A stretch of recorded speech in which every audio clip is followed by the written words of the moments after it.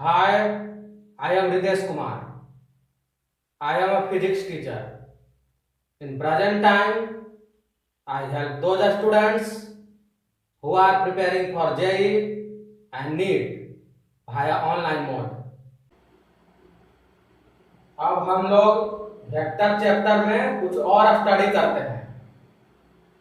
अभी हम लोग ये पढ़ेंगे कि दो वेक्टर्स के बीच एंगल को किस प्रकार से कैलकुलेट करते हैं। Let's study.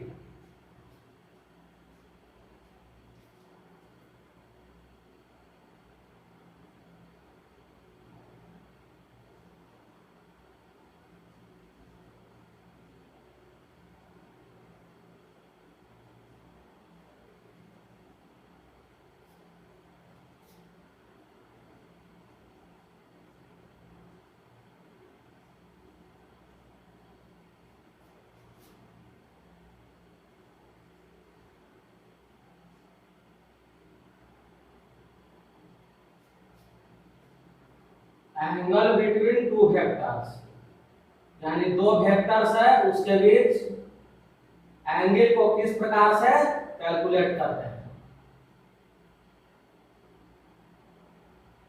तो मान लीजिए कि एक वेक्टर ए है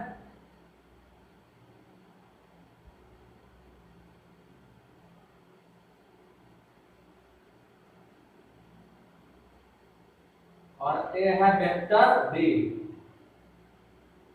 हमको निकालना है वेक्टर ए और वेक्टर बी के बीच के एंगल को फाइंड आउट करना है। तो एंगल बिटवीन टू वेक्टर्स को इस प्रकार से डिफाइन किया जाता है कि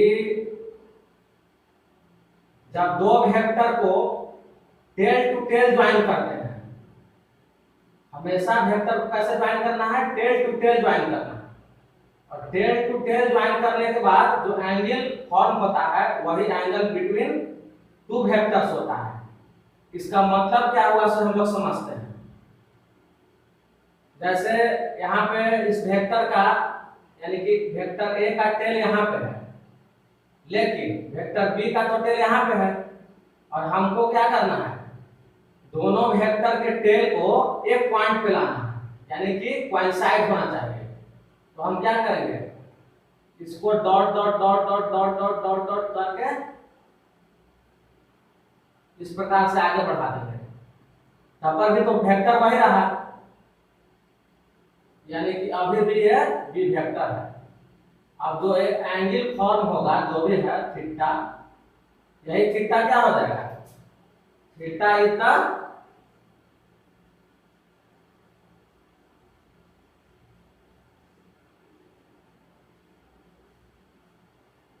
एंगल बिटवीन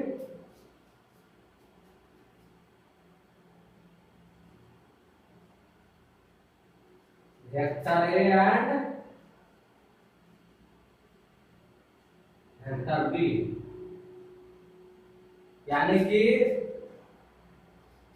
जब दो वेक्टर को टेल टू टेल ज्वाइन किया जाता है और फिर इस प्रकार से जो एंगल फॉर्म होता है तो उस एंगल को ही क्या बोलते हैं, एंगल बिटवीन टू वेक्टर्स। तो इस प्रकार से हम लोगों ने एंगल बिटवीन टू वेक्टर्स के कॉन्सेप्ट को समझा। एक ऐसे ही सिंपल सा क्वेश्चन कर लेते हैं। क्वेश्चन तो ऐसे बाद में भी करेंगे, लेकिन अभी सीखे हैं तो अभी तुरंत ही कर लेते हैं, ज्यादा अच्छा है।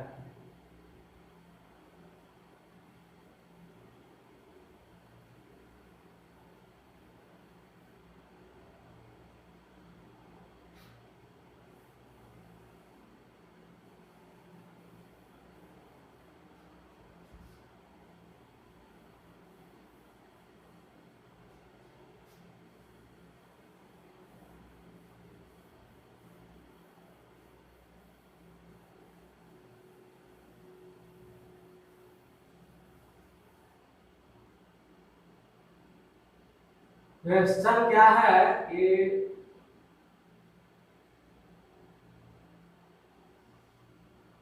एक वेक्टर है, ए वेक्टर,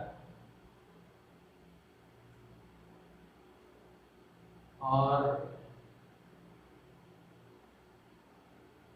ये है बी वेक्टर, और ए एंगल जो दिया हुआ है वो 30 डिग्री है, 30 डिग्री है। तो हमसे इसमें पूछ रहा है कि find the angle between vector A and vector B.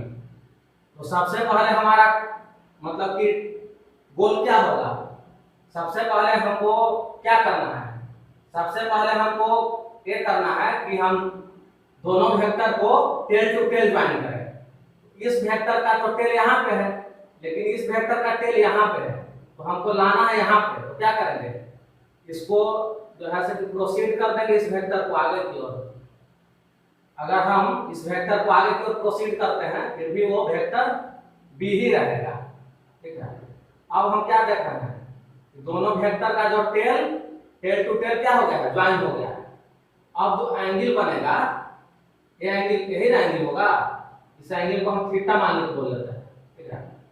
इस केस में थीटा क्या हो जाएगा, थीटा हो जाएगा, क्योंकि एक लाइन के ऊपर कितना एंगल बनता है, 180 बनता है।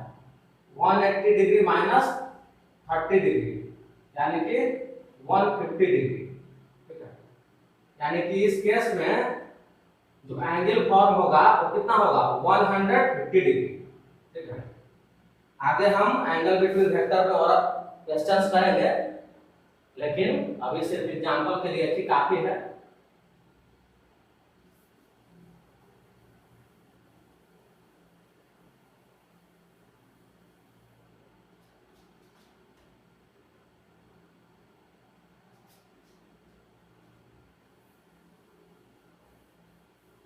एंगल बिटवीन टू वेक्टर में एक और इम्पोर्टेंट बात है जो कि बताना बहुत जरूरी है, तो उसको भी हम लोग स्टडी कर ही लेते हैं।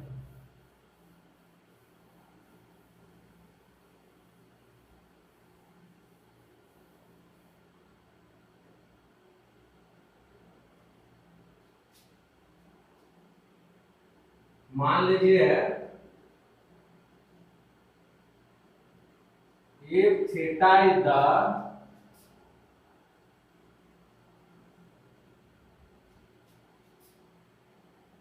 angle between two vectors, कोई भी वेक्टर्स हो सकता है, लेकिन हम एक मान लेते हैं, नाम ले लेते हैं उसका, से vector A and vector B and vector b. If theta is the angle between two vectors, say vector a and vector b, then जो थीटा होगा वो 0 डिग्री से लेकर के 180 डिग्री के बीच में ही लाई करेगा, और 0 डिग्री भी हो सकता है और 180 डिग्री भी हो सकता है। तो ये रिलेशन काफी इंपॉर्टेंट है, इसको आप लोग ध्यान में रखिएगा, बहुत ही क्वेश्चन बनाते वक्त काफी यूज होता है।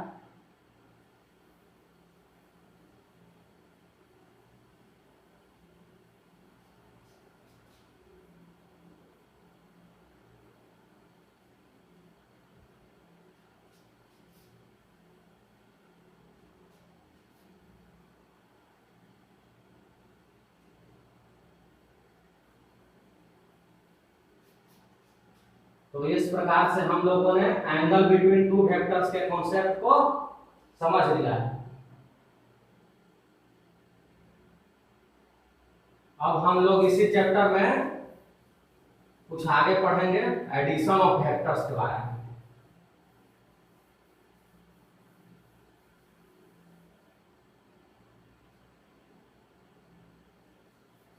एडिशन ऑफ वेक्टर्स के बारे में पढ़ेंगे, काफी ही इंपॉर्टेंट पॉइंट है, इसको अच्छे से पढ़िएगा।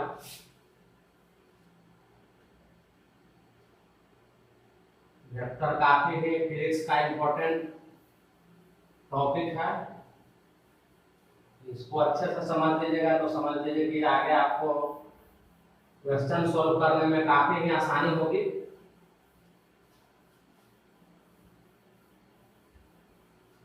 अब हम लोग पढ़ेंगे क्या चीज,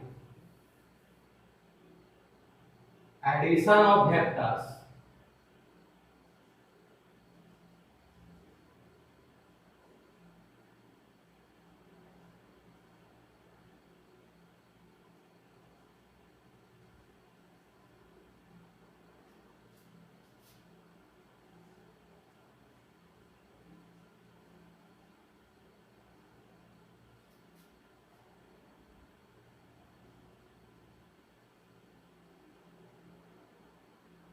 जिस प्रकार से स्केलर को ऐड करने का कुछ रूल्स रेगुलेशंस होता है, उसी प्रकार से वेक्टर को भी ऐड करने का कुछ रूल्स रेगुलेशंस होता है। जैसे कि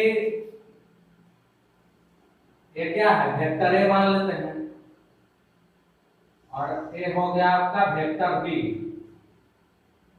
अब जो रिजल्टेंट वेक्टर होगा, यानी कि रिजल्टेंट वेक्टर का मतलब हम ये बोल रहे हैं कि जो vector A plus vector B वो किधर होगा, वो होगा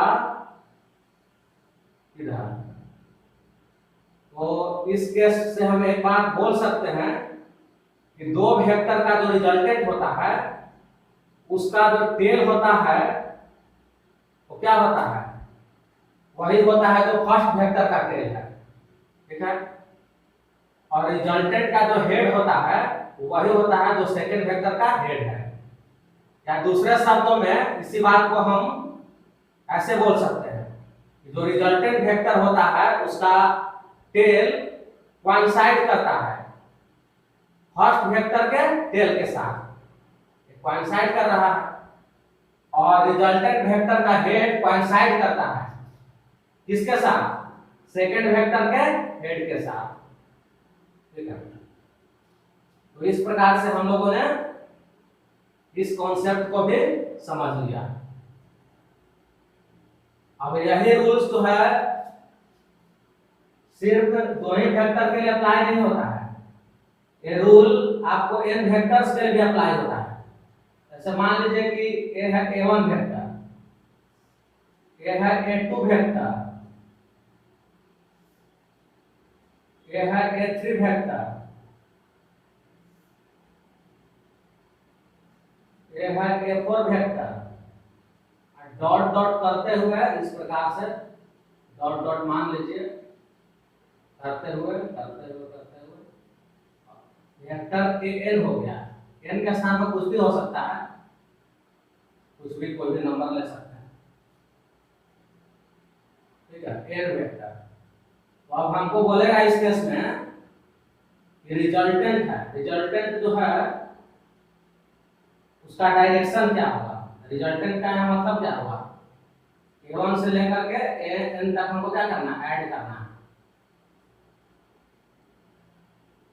a3 plus a4 plus dot dot dot dot n vector, हमको क्या करना है, मतलब कि इस रिजल्टेंट का डायरेक्शन बताना है, जिस प्रकार से हम लोगों ने यहाँ बताया था। तो यहाँ वही रूल होगा, रिजल्टेंट का जो टेल होगा कोइंसाइड करेगा फर्स्ट वेक्टर के टेल के साथ, और रिजल्टेंट का जो हेड होगा वो कोइंसाइड करेगा लास्ट वेक्टर के साथ। लास्ट वेक्टर क्या है, n है, क्योंकि यहाँ दो ही वेक्टर था तो सेकंड वेक्टर था, और यहाँ n वेक्टर लास्ट है। तो हम बोलेंगे कि रिजल्टेंट का जो हेड होगा वो कोइंसाइड करेगा किसके साथ, कोइंसाइड करेगा जो लास्ट वेक्टर है उसके हेड के साथ। यानी कि अब हम इसका फाइनल स्टेटमेंट ये बोल सकते हैं, जो रिजल्टेंट वेक्टर आएगा उसका टेल जो होगा कोइंसाइड करेगा a1 वेक्टर के टेल के साथ, और रिजल्टेंट वेक्टर का जो हेड है कोइंसाइड करेगा an वेक्टर के साथ। मतलब क्या हुआ, मतलब ये हुआ कि जो रिजल्टेंट वेक्टर इस डायरेक्शन में होगा, ठीक है। तो ये जो रूल है वो किस मतलब कितना भी नंबर ऑफ वेक्टर्स के लिए एप्लीकेबल है, इसलिए मैंने यहाँ पे n ले लिया ताकि आप लोगों को किसी प्रकार का कोई कंफ्यूजन ना हो।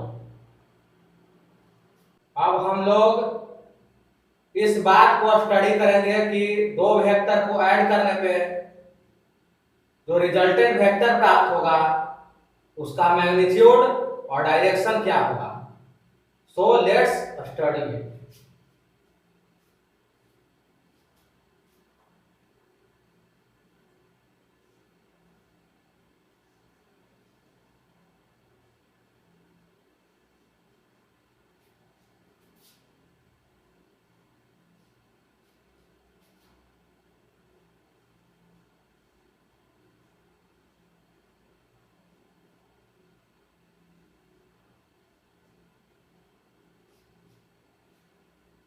Addition of two vectors.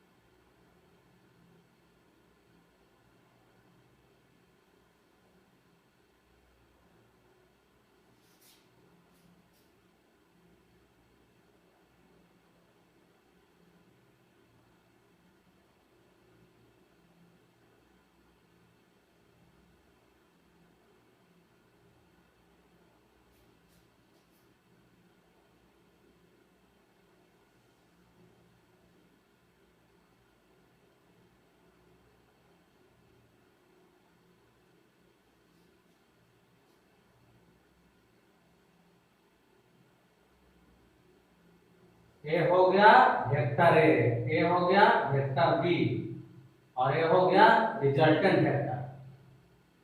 और इसी के पैरेलल इसको शिफ्ट किए हैं तो ये भी वेक्टर ए है, और इसी के पैरेलल इसको भी शिफ्ट किए हैं तो ये भी क्या है, वेक्टर है।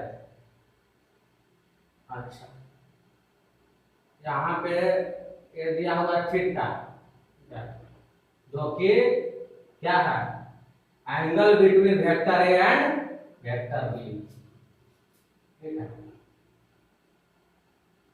और यहां से हम लोग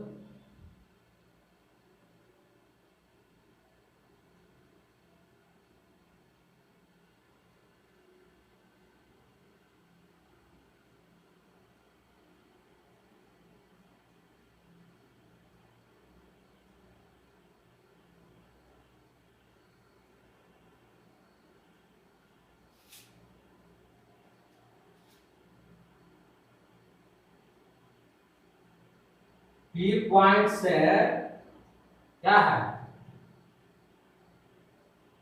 इसको हम लोग O मान लेते हैं, इसको Q मान लेते हैं। O Q को हम लोग प्रोसीड किए हैं, और P पॉइंट से L पॉइंट पर क्या है, परपेंडिकुलर ड्रॉ करते हैं, ठीक है। अच्छा, तो यहाँ हम लोग ये बोल सकते हैं, क्या बोल सकते हैं, जो रिजल्टेंट वेक्टर है वो vector A plus vector B है, ठीक है ना। तो सबसे पहले हम लोग फाइंड आउट करेंगे कि रिजल्टेंट वेक्टर का मैग्नीट्यूड क्या होगा, ठीक है। इसके लिए हमको एक काम करना होगा। क्या करना होगा, ए भी थीटा एंगल हो जाएगा और ए अल्फा। क्या करना होगा सो देख लीजिए।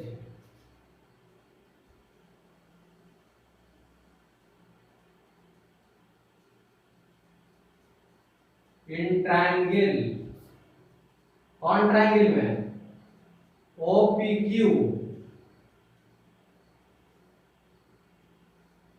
ट्रायंगल OPQ में हम लोग क्या लिख सकते हैं, तो इसमें कोसाइन रूल यूज करना है। cos अल्फा इक्वल टू हम लोग लिखेंगे a square plus b square minus r square upon 2ab। Alpha तो फिगर में जो दिया हुआ है उससे हम लोग समझ सकते हैं। a क्या है, वेक्टर a का मैग्नीट्यूड है, b क्या है, वेक्टर b का मैग्नीट्यूड है, और r क्या है, रिजल्टेंट वेक्टर का मैग्नीट्यूड है, ठीक है। अब हम लोग को अल्फा का वैल्यू पुट करेंगे इस इक्वेशन में।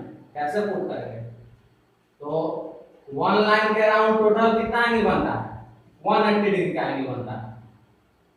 तो अल्फा इक्वल टू क्या हो जाएगा, उस कॉन्सेप्ट का यूज करके 180 डिग्री माइनस थीटा, अब हम अल्फा के इस वैल्यू को यहाँ सब्स्टिट्यूट करेंगे। cos 180 degree minus theta a square plus b square minus r square upon क्या 2ab। cos 180 माइनस थीटा क्या होता है, माइनस कॉस थीटा होता है। A square plus B square minus are square upon क्या होगा 2ab। ठीक है, अब हम लोग इसको क्रॉस मल्टीप्लाई कर देते हैं तो क्या हो जाएगा minus 2ab cos theta equal to A square plus B square minus are square. अब हमको तो आर स्क्वायर मतलब आधे का वैल्यू निकालना है, तो बाकी सबको इधर कर देते हैं या इसको इधर कर देते हैं, इसको उधर ले जाते हैं। आर स्क्वायर इक्वल टू क्या हो जाएगा a square plus B square plus 2ab cos theta. लेकिन हम लोगों को क्या चाहिए, हम लोगों को आर चाहिए, क्योंकि आर ही ना मैग्नीट्यूड है वेक्टर आर का, इसलिए आर इक्वल टू क्या हो जाएगा root under a square plus B square plus 2ab cos theta. ठीक है, तो ये काफी ही महत्वपूर्ण फॉर्मूला है, तो इसको आप लोग अच्छे से पहले समझ लीजिए और फिर याद कर लीजिए, क्योंकि क्वेश्चन बनाने में इस फॉर्मूला का बार बार उपयोग होगा। अब हम लोगों को क्या फाइंड आउट करना है, अब हम लोगों को फाइंड आउट करना है कि वेक्टर आर का डायरेक्शन क्या है। तो हम मान लेते हैं कि वेक्टर आर वेक्टर ए से बीटा एंगल फॉर्म कर रहा है। ठीक है, तो अब हम लोग को क्या निकालना है, अब हम लोग को निकालना है कि बीटा का मान क्या होगा। तो निकालते हैं हम लोग।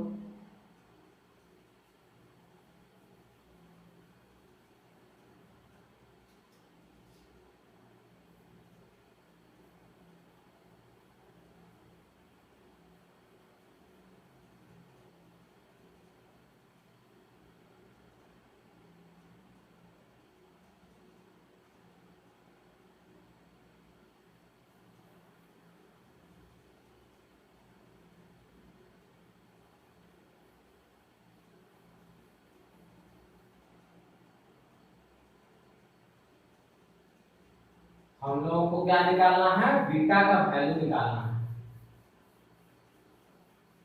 उसके लिए हमको कुछ प्रोसेस अपनाना होगा।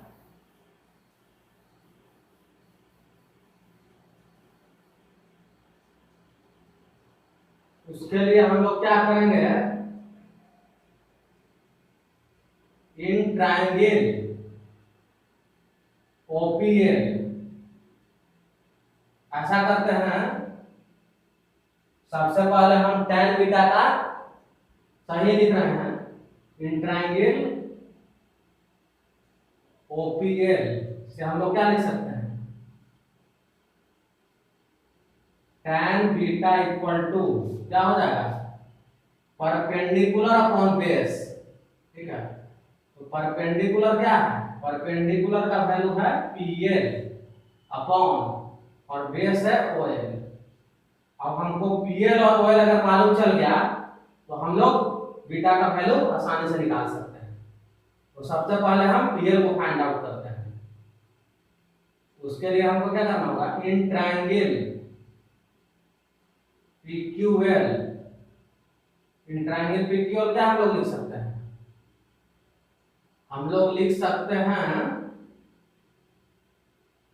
साइन थीटा लिखना होगा। Sine theta equal to PL upon PQ।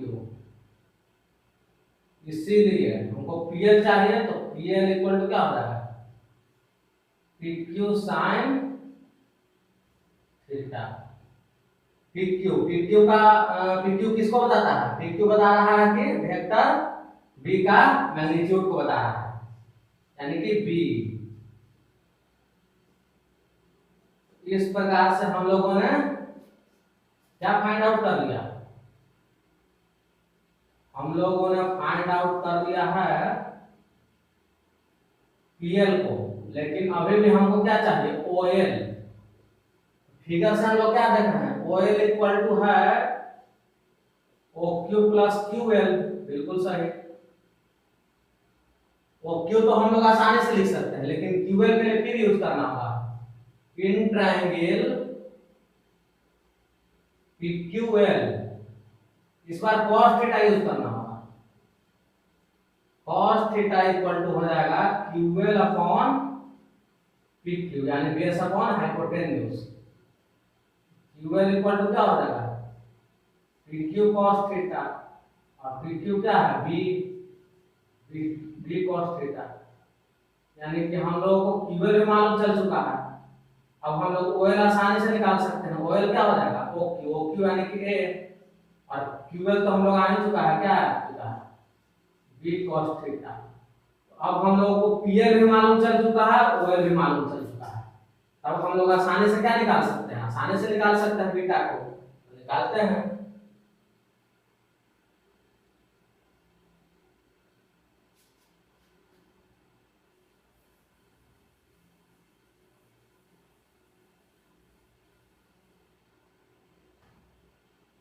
हम लोग आसानी से अब बीटा को निकाल सकते हैं।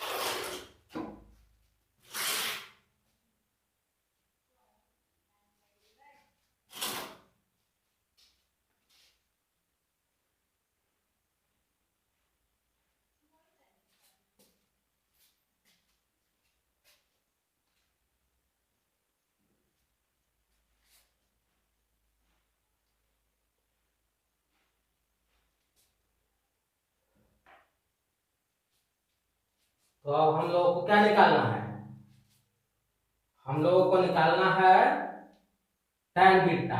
निकाल लेते हैं।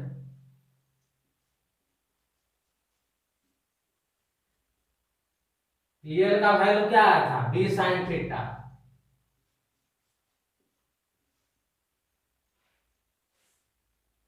और OL का वैल्यू हम लोग क्या निकाले हैं, A plus B cos theta. तो यहां से हम लोग बीटा इक्वल टू क्या लिख सकते हैं, tan inverse B sin theta upon A plus B cos theta. तो इस प्रकार से हम लोगों ने यह भी फाइंड आउट कर लिया कि जो रिजल्टेंट वेक्टर है वो वेक्टर ए से कितना एंगल पे इंक्लाइंड है, और उसका जो वैल्यू है यहाँ लिखा हुआ है। तो हम लोगों ने क्या माना था कि जो रिजल्टेंट वेक्टर है वेक्टर ए से बीटा एंगल फॉर्म कर रहा है, और बीटा का हम लोग वैल्यू निकाल चुके हैं। तो इस प्रकार से हम लोगों ने रिजल्टेंट वेक्टर के बारे में दो चीज पता कर लिया। पहला चीज कि रिजल्टेंट वेक्टर का मैग्नीट्यूड क्या है, और दूसरा चीज रिजल्टेंट वेक्टर का डायरेक्शन क्या है। और वेक्टर में कोई भी वेक्टर के लिए हमको दो ही इंफॉर्मेशन की जरूरत पड़ता है, पहला कि उसका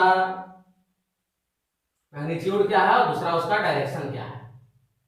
ठीक है,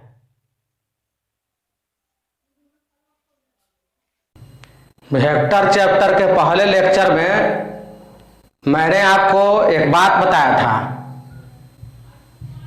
वेक्टर क्वांटिटीज के बारे में।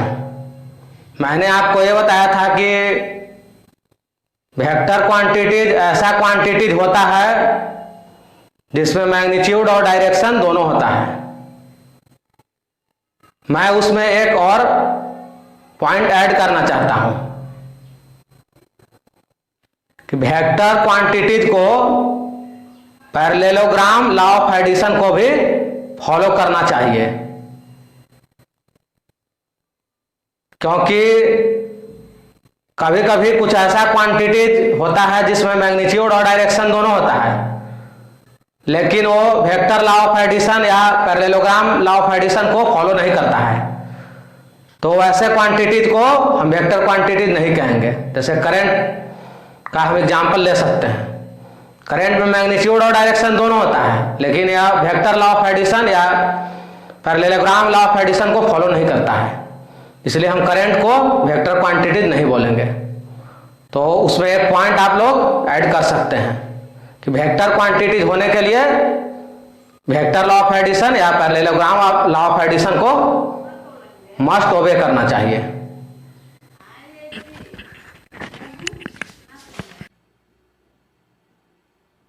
अब हम लोग सब्ट्रैक्शन ऑफ वेक्टर्स का कॉन्सेप्ट समझेंगे। हम लोग अपना डिस्कशन दो वेक्टर तक ही रेस्ट्रिक्ट रखेंगे। जैसे एक वेक्टर है वेक्टर ए और दूसरा वेक्टर है वेक्टर बी, और हमने डिफाइन किया कुछ इस प्रकार से, vector R equal to vector A minus vector B. तो इस केस में हम क्या देख रहे हैं, वेक्टर बी को वेक्टर ए से सब्ट्रैक्ट किया गया। ठीक है, हम सब्ट्रैक्शन को एडिशन की तरह भी लिख सकते हैं। कैसे?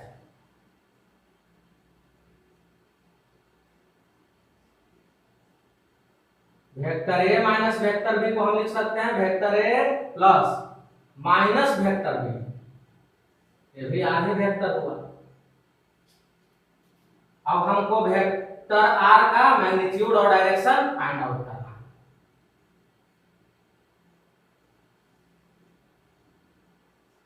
है। ये है ए वेक्टर और ये है बी वेक्टर।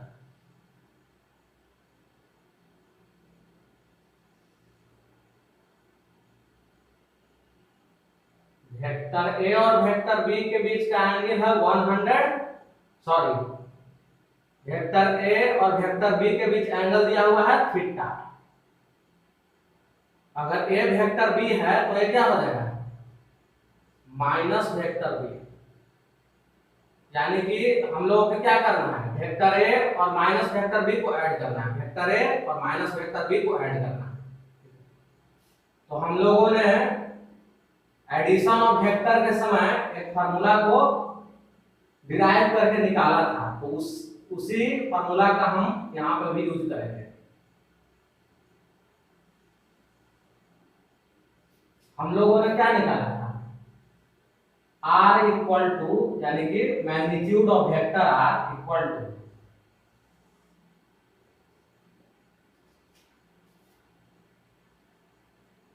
ए square plus B square plus 2ab cos theta. हम लोगों ने यही निकाला था।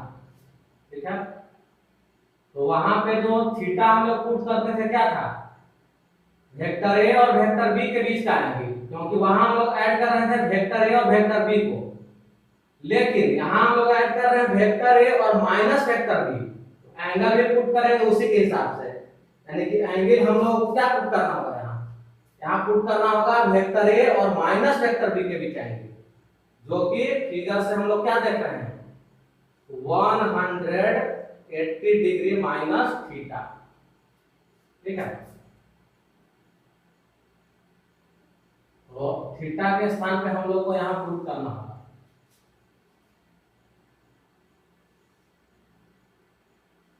करते हैं put, a square plus B square 2ab cos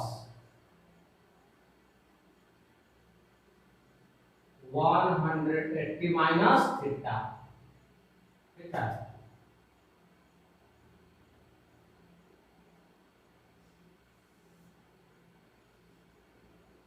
A square plus B square और cos 180 माइनस थीटा होता है माइनस cos थीटा, यानी माइनस 2ab cos थीटा। इस प्रकार से हम लोगों ने वेक्टर आर का मैग्नीट्यूड को फाइंड आउट कर लिया। ए क्या है? वेक्टर ए का मैग्नीट्यूड। बी क्या है? माइनस वेक्टर बी का मैग्नीट्यूड निकालिए, चाहे वेक्टर बी का मैग्नीट्यूड निकालिए, सेम होगा। तो आप दोनों में से किसी एक को बोल सकते हैं। और बाकी थीटा के बारे में भी हम लोग जान ही चुके हैं, क्वेश्चन में दिया हुआ है theta is the angle between vector A and vector B. तो हम लोगों ने वेक्टर आर का मैग्नीट्यूड निकाल लिया है। अब हम लोग क्या निकालना है? डायरेक्शन। तो डायरेक्शन निकालने के लिए भी हम लोग जो एडिशन और वेक्टर के समय जो बीटा इक्वल टू निकाले थे उसी फार्मूला का यहाँ यूज करेंगे। तो हम लोगों ने क्या निकाला था? Beta equal to tan inverse b sin theta upon a plus b cos theta. ये हमने वहां निकाला था। अब हम उसी रिजल्ट में क्या करेंगे? और थीटा का वैल्यू हम लोग को यहाँ अलग रखना है, बाकी तो कुछ भी हमको चेंज करना ही नहीं है।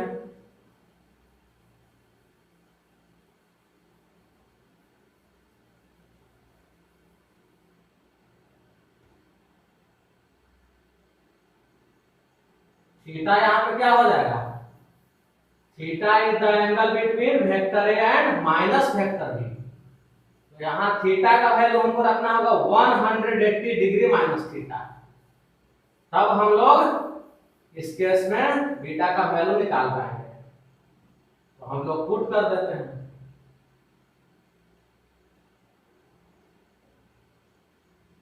tan inverse b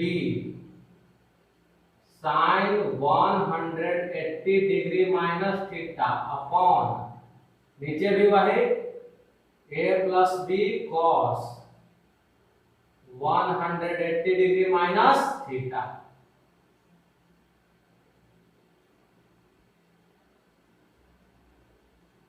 sign 180 degree minus theta ये होता है sine theta. cos 180 degree minus theta ये होता है माइनस cos थीटा।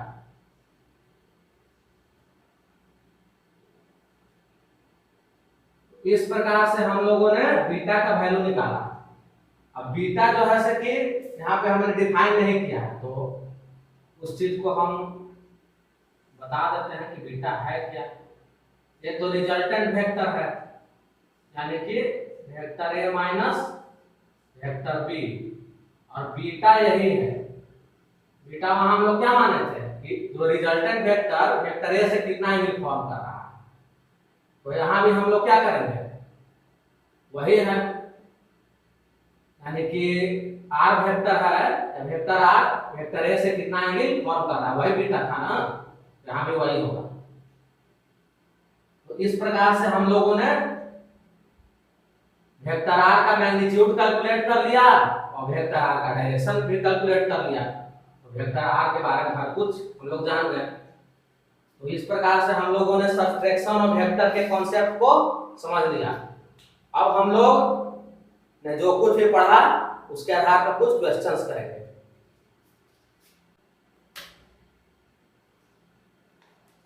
पहला क्वेश्चन क्या है?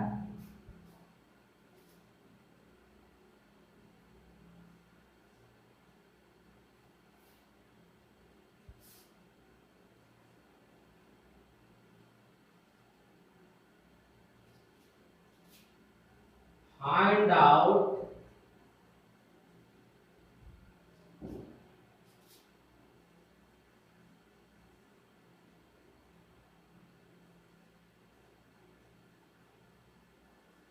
the angle between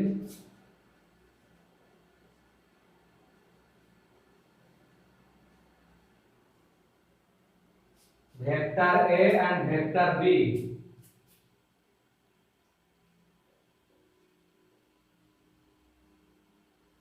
in the following cases. ए में दिया हुआ है वेक्टर ए है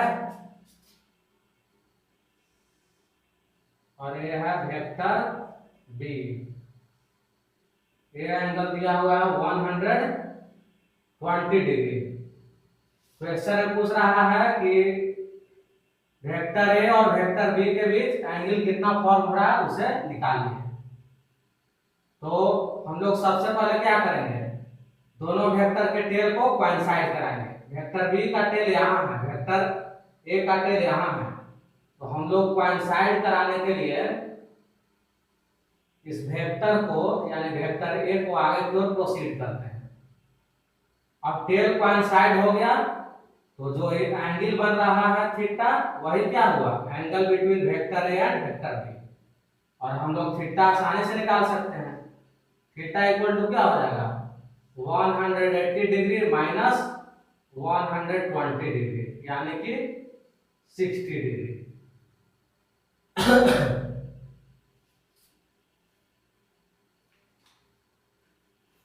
अब हम लोग इसी में नेक्स्ट क्वेश्चन करने जा रहे हैं।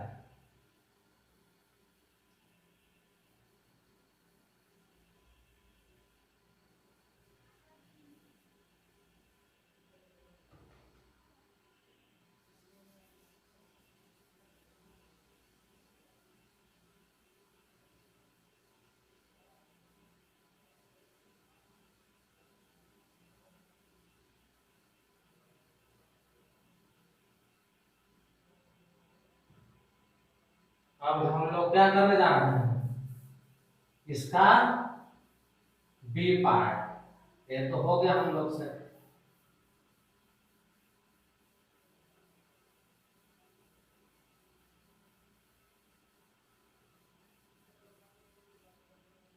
बी भी हम लोग करेंगे। बी में क्या है, बी में है ए वेक्टर ए है और ए है वेक्टर बी।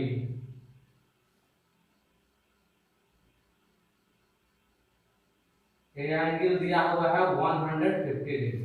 हमसे पूछ रहा है कि वेक्टर ए और वेक्टर बी के बीच कितना एंगल फॉर्म हो रहा है। तो हम वही टेक्निक फिर अपनाएंगे, दोनों वेक्टर के टेल को कोइंसाइड कराएंगे। वेक्टर बी का टेल यहाँ है और वेक्टर ए का टेल यहाँ है, तो क्या करते हैं कि इस वेक्टर को हम इसी डायरेक्शन में प्रोसीड कर देंगे। इस प्रकार से वेक्टर ए और वेक्टर बी का टेल कोइंसाइड कर जाएगा। कोइंसाइड करने के बाद ये क्या हुआ, 150 डिग्री दोनों के बीच का एंगल हुआ, जो कि फिगर से स्पष्ट है। यानी कि इस केस में क्या हुआ, थीटा इक्वल टू 150 डिग्री।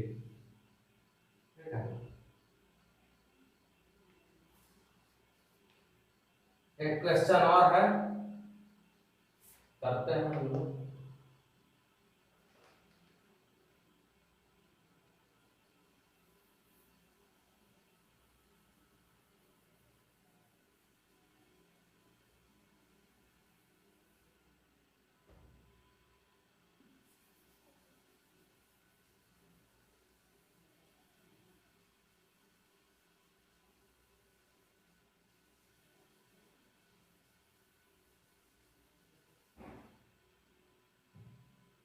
और यही लास्ट है इसका।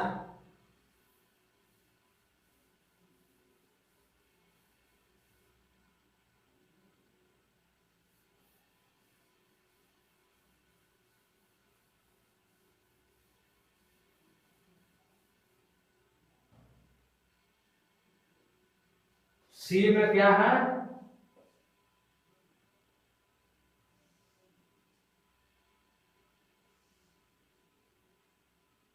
ये है वेक्टर ए और ये है वेक्टर बी। ये एंगल दिया हुआ है 330 डिग्री और हमसे पूछ रहा है कि वेक्टर ए और वेक्टर बी के बीच एंगल को फाइंड आउट कीजिए। तो इस केस में तो हम देख रहे हैं कि दोनों का टेल ऑलरेडी ज्वाइन है इस पॉइंट पे, तब तो हम लोग को ये प्रोसेस करने की आवश्यकता है नहीं। अब इसमें देखना है कि कौन जो है वो वेक्टर ए और वेक्टर बी के बीच एंगल होगा, क्योंकि टेल को कोइंसाइड करेंगे तो दो एंगल फॉर्म हो रहा है, एक 330 हो रहा है और एक हो जाएगा 30 डिग्री, क्योंकि वन पॉइंट के अराउंड कितना 360 एंगल फॉर्म होता है। तो हम दोनों में से किसको कंसीडर करेंगे एंगल के रूप में। तो जब हम वेक्टर एंगल बिटवीन वेक्टर पढ़ रहे थे तो उसमें एक चीज को हम लोगों ने स्टडी किया था कि अगर थीटा एंगल है वेक्टर ए और वेक्टर बी के बीच में, तो थीटा है जो 0 और 180 के बीच में ही लाई करना चाहिए। तो उस हिसाब से ए नहीं बल्कि ए होगा, यानी कि थीटा इक्वल टू 30 डिग्री, यानी कि सी केस में angle between vector A and vector B क्या होगा 30 डिग्री। अब हम सेकंड क्वेश्चन को करने जा रहे हैं।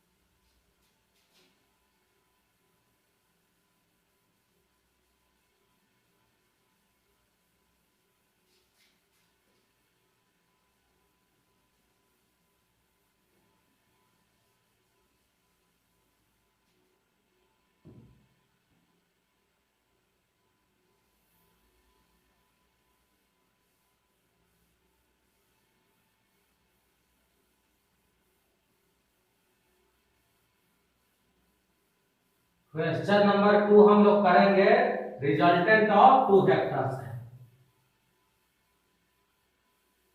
बहुत ही आसान क्वेश्चन है।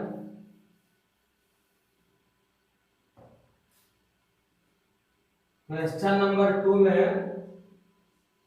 क्या कह रहा है, find out magnitude of vector a plus b if magnitude of vector है दिया हुआ है 3 यूनिट्स,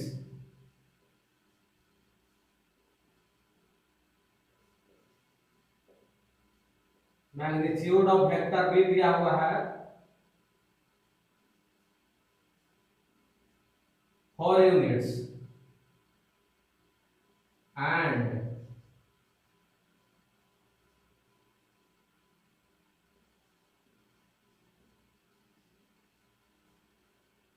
angle between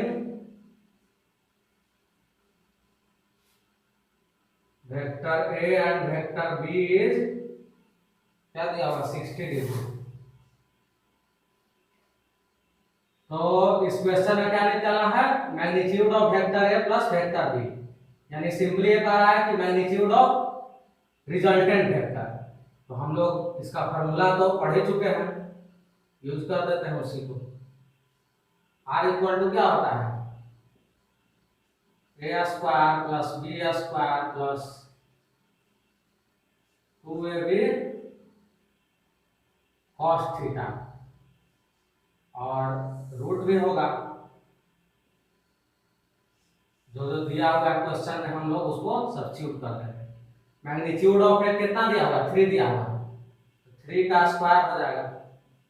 बी का मैग्नीट्यूड 4 दिया हुआ है तो 4 का स्क्वायर हो जाएगा, 2 इंटू 3 इंटू 4, और cos 60 1/2 होता है तो 2 से 2 कैंसिल, ये हो जाएगा 9 प्लस 16 प्लस 12 √37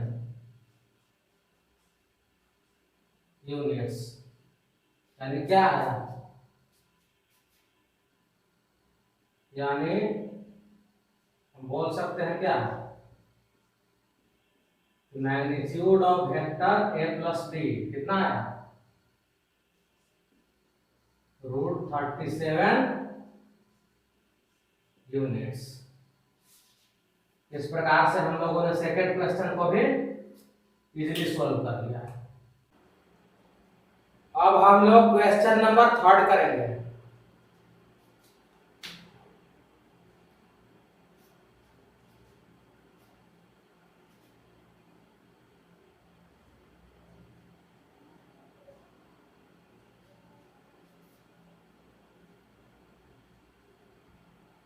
क्वेश्चन नंबर 3 में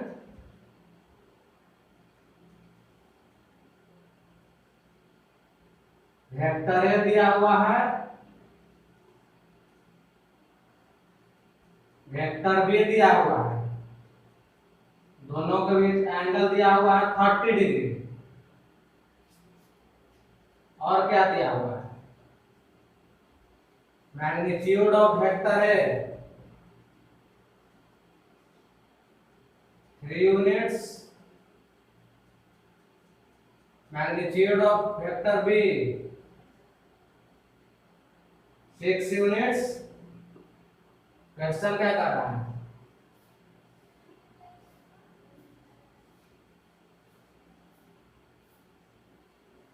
If resultant of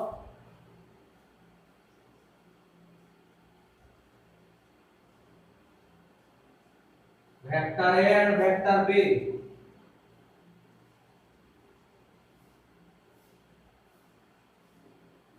makes an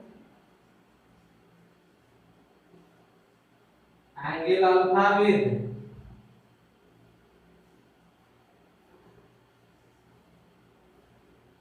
vector A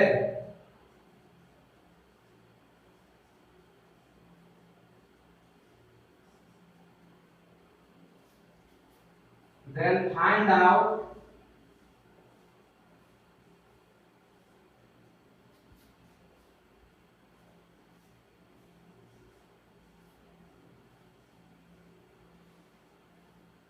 the value of alpha।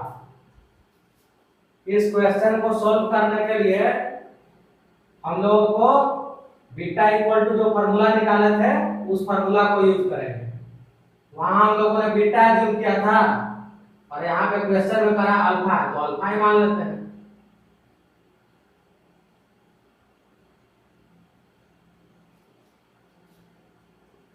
Alpha equal to क्या लिखेंगे? tan inverse b sin theta divided a plus b cos theta. जिसका जो जो वैल्यू दिया हुआ है उसको रख देंगे। b का वैल्यू कितना दिया हुआ है? 6 दिया हुआ है, sin 30 डिग्री 1/2, a का वैल्यू 3 दिया हुआ है, b का कितना दिया हुआ है? b का दिया हुआ है 6, cos 30 √3/2 सॉल्व करना है इसको।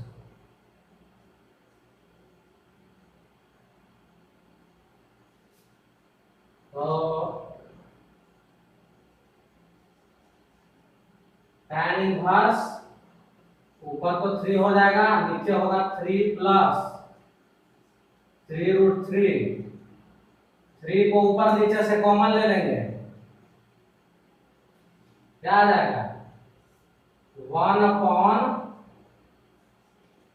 प्लस √3, यही होगा अल्फा।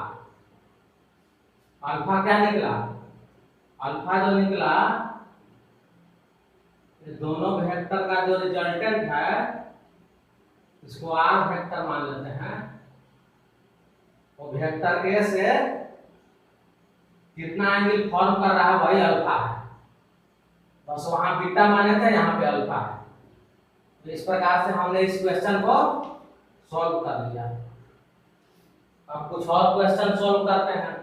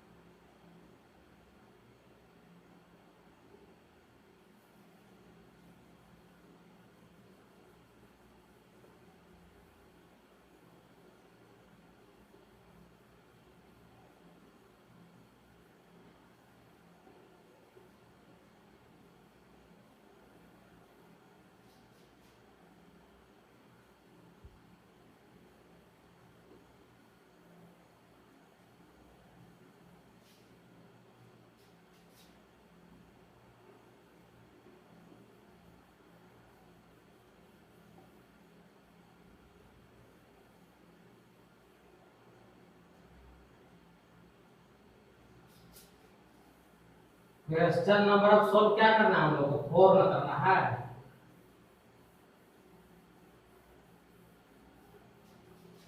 क्वेश्चन नंबर 4 करते हैं।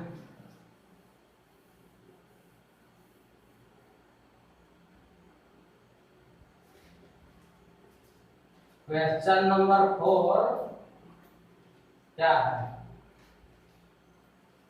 क्वेश्चन नंबर 4 में एक डायग्राम दिया हुआ है। पहले हम डायग्राम को ही बनाते हैं।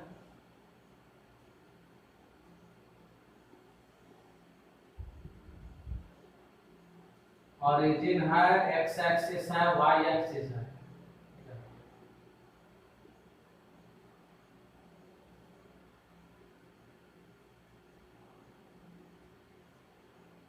और 30 डिग्री के एंगल पे एक्स एक्सिस से वेक्टर है, वेक्टर ए।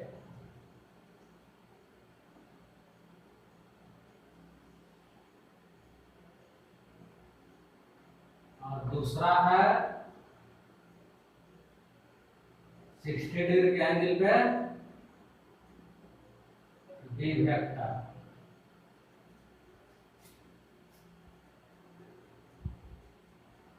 इसमें कब क्या रहा है क्वेश्चन में, if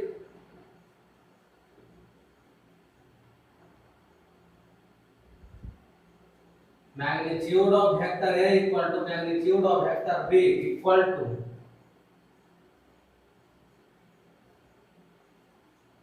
four units, then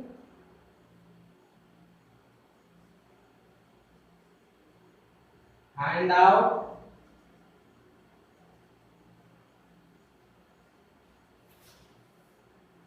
magnitude of vector A plus vector B. Solution निकालते हैं। Magnitude of vector A plus vector B कहने का मतलब क्या है, मैग्नीट्यूड ऑफ रिजल्टेंट वेक्टर है, यानी कि जो आर वाला फार्मूला निकाले थे वही यहाँ यूज होगा। तो बस फार्मूला का इस्तेमाल कर क्वेश्चन बनाना है। आर इक्वल टू क्या होता है, a square plus B square plus 2ab cos theta, क्या होता है, रूट अंडर में होता है। अब यहाँ थीटा निकालना हम लोग के लिए चैलेंजिंग काम है, यही ना थीटा हुआ, वेक्टर ए का टेल और वेक्टर बी का टेल कोइंसाइड करा दिए, और जो एंगल बनेगा वही क्या हो जाएगा, angle between vector A and vector B. तो वन लाइन पे जो टोटल एंगल बनता है उसका सम कितना होता है, 180 डिग्री होता है। तो इधर हो जाएगा 60 प्लस 30 90, 180 में से 90 जाएगा 90 डिग्री, तो थीटा आ जाएगा 100, थीटा आएगा कितना, 90 डिग्री। ए स्क्वायर प्लस बी स्क्वायर कितना हो जाएगा, 4 square plus 4 square 2 into 4 into 4 cos 90 0 हो जाएगा। 16 16 32, 32 का अंडर रूट कर कितना हो जाएगा, 4√2 यूनिट्स। यानी कि इसमें एंगल निकालना है मेन काम का, एंगल निकला, क्वेश्चन सॉल्व।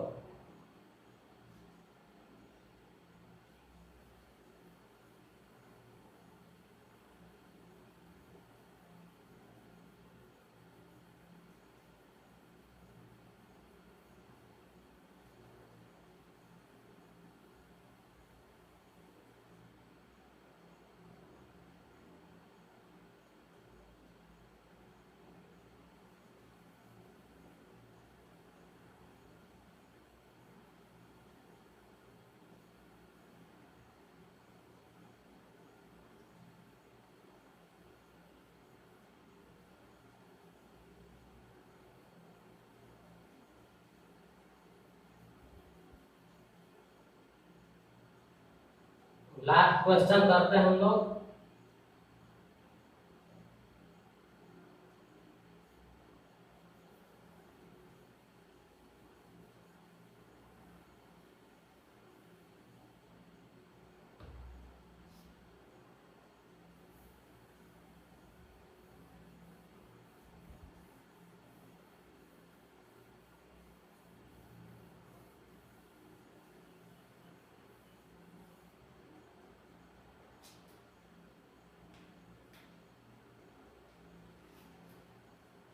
क्वेश्चन नंबर 5 क्या है, question number 5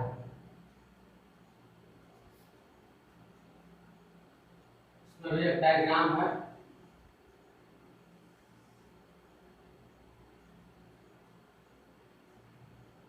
x axis, Y axis, origin, एक वेक्टर है एक्स के अलोंग है,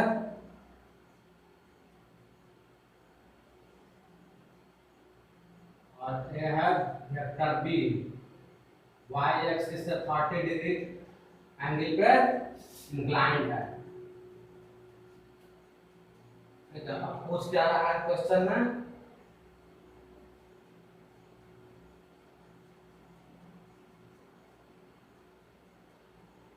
ये vector A and vector B is a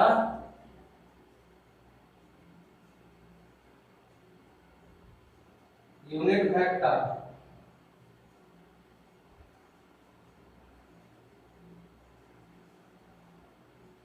then find out vector a minus vector b का मैग्नीट्यूड फाइंड आउट कर रहा है। क्वेश्चन में क्या कह रहा है निकालने के लिए, क्वेश्चन में कह रहा है कि magnitude of vector a minus vector b निकालिए। तो इसमें हम क्या यूज करेंगे, तो सब्ट्रैक्शन ऑफ वेक्टर का जब स्टडी कर रहे थे तो उसमें रिजल्टेंट का एक फार्मूला हम लोग निकाले थे, उसी का यहाँ पे यूज होगा, तो हम लोग यूज करते हैं। निकाले थे हम लोग R equal to A square plus B square minus 2ab cos theta, लेकिन रूट के अंदर था। थीटा क्या था? Theta is the angle between vector A and vector B था। तो सबसे पहले हम उसी चीज को यहाँ पे कैलकुलेट कर लेते हैं। तो यहाँ पे तो वेक्टर ए और वेक्टर बी का जो टेल है कोइंसाइड कर रहा है पॉइंटों पर, और टेल कोइंसाइड कर रहा है तो जो ये एंगल फॉर्म हो रहा है वही क्या हो गया? Angle between vector A and vector B. मतलब क्या हुआ? इस केस में angle between vector A and vector B कितना हुआ? 90 डिग्री प्लस 30 डिग्री 120 डिग्री, यानी थीटा का वैल्यू क्या आ जाएगा? 120 डिग्री। ठीक है। और यहाँ क्वेश्चन में कह रहा है कि वेक्टर ए और वेक्टर बी यूनिट वेक्टर है। मतलब क्या हुआ? मतलब हुआ कि ए का वैल्यू हो जाएगा 1, तो हम पुट कर देते हैं। बी का भी वैल्यू 1 हो जाएगा, cos 120 डिग्री, 1 + 1 cos 120 का वैल्यू आ जाएगा -1/2, 2 से 2 कैंसिल, यानी कि √3, यानी कि क्या आया?